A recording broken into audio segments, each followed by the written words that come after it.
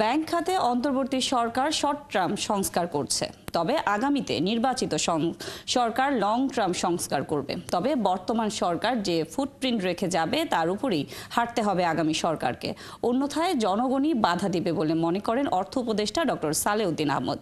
বুধবার রাজধানীর আগারগাঁওয়ে পল্লী কর্মসহায়ক ফাউন্ডেশন ভবনে PKSF দিবস 2024 উপলক্ষে আয়োজিত অনুষ্ঠানে অর্থ উপদেষ্টা বলেন, বিদেশি ও দ্বিপাক্ষিক সংস্থা সবাই সহযোগিতার হাত বাড়িয়েছে, কাজে লাগাতে প্রয়োজন কেবল প্রাতিষ্ঠানিক দক্ষতা।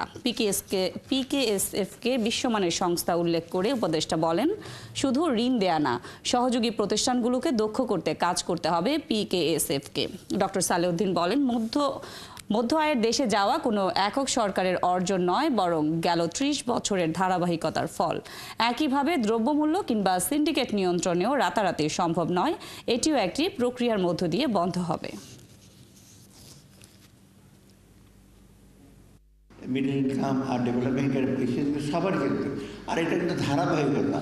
অনেকে বলেন আমি এই সরকারের সময় করি, আর এদের বলে ওই আই ডোন্ট বিলিভ। এই প্রায় 30-40 বছর যাবত ধারাবাহিক সব সরকারের এক সরকারিকে অ্যাচিভ করেছে। আমি কিছুদিন বাণিজ্য মন্ত্রণে ছিলাম, অজস্র গালাগাল করতো আমাকে, ডিমের দাম কমছে না, পেঁয়াজের দাম কমছে না, অথচ এনপিআর চেয়ারম্যান সব ডিউটি আমরা কমিয়ে দিলাম, তাই না? দেখেন, খালি বাণিজ্য মন্ত্রণালয়ের কাজ না, দ্রব্যমূল্য বিষয় অনেকগুলো ফ্যাক্টর আছে।